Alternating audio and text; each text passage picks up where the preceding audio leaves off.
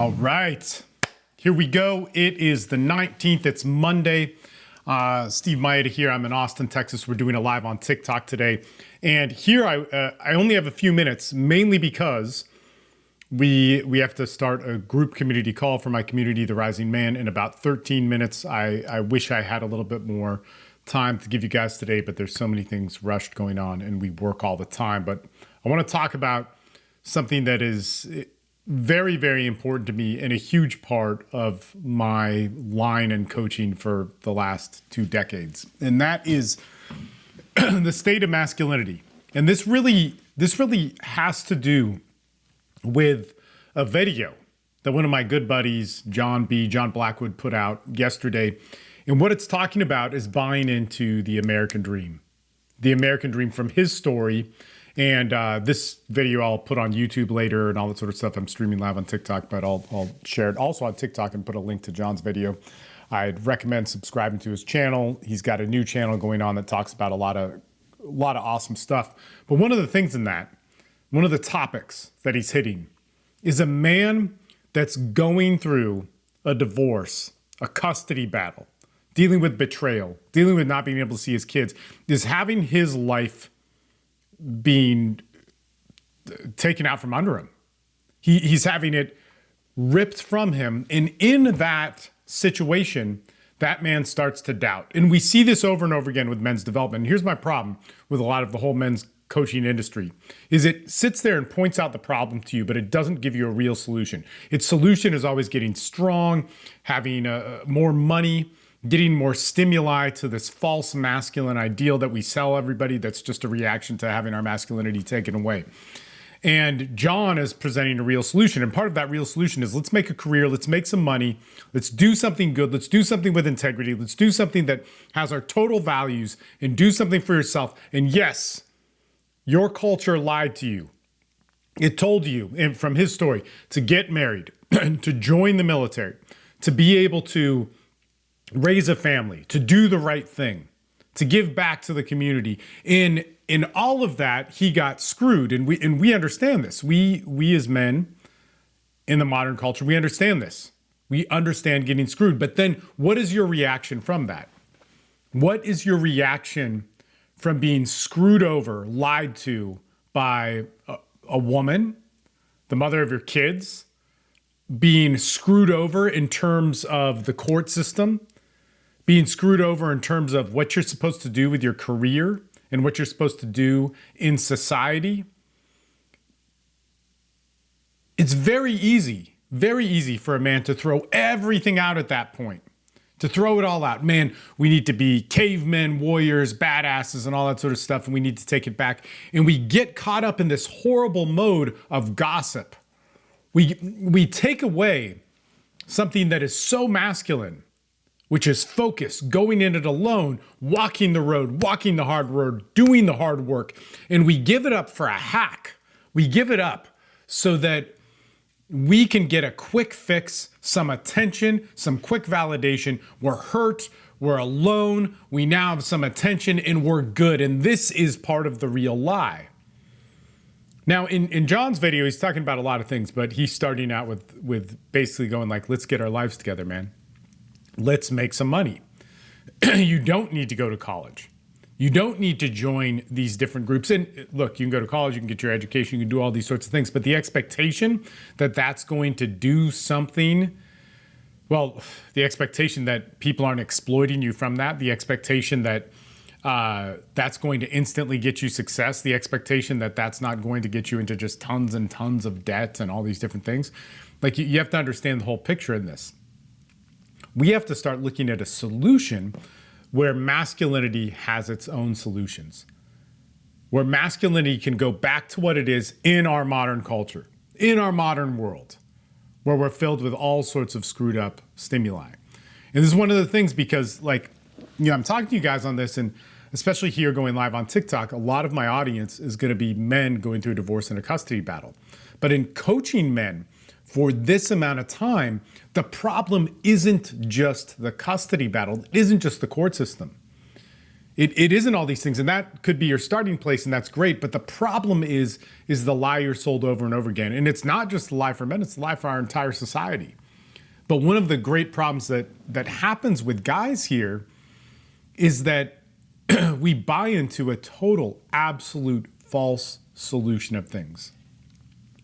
We buy into a solution that either PC culture gives us, or we buy into a solution that this starved, emaciated man who was born in a man's body but had all of his masculinity taken away from him, we buy into the fantasy of what a male is supposed to be. And in that, we lose a lot of the hard work.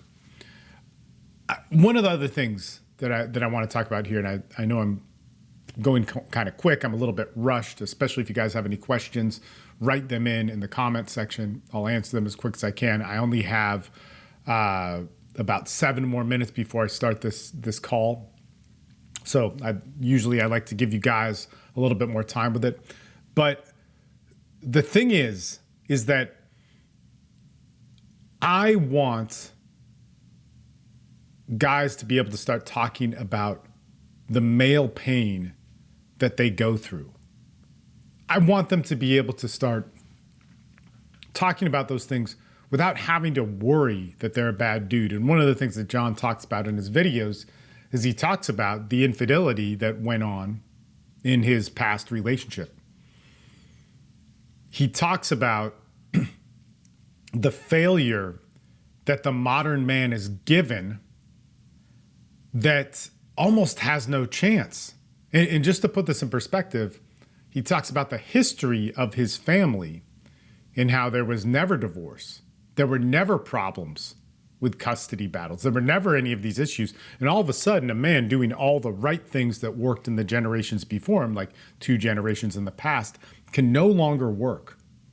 And don't get me wrong, if they do work, great, more power to you. But we have a huge amount of men going through this crap, that has to do with female empowerment, that has to do with how we exercise our rights to be free and equality, which means that we're allowed to screw over other people. This is what so many women have, that we're allowed to screw other people over just because we don't feel comfortable or good. And we see this over and over again. So many women are making false claims. So many women are saying they're just unhappy. So because they're unhappy, they get to do something reactive and be a woman. But when a man gets mad about it, when he's pissed off, when he has to vent and talk shit, which I agree, it's not going to do you any good in the long run, but you're only so human, right? When he starts to vent and talk shit, he's criticized. He's said that he is a toxic male. He's a terrible male. He's a male that needs to get over it. He's a male that hates women.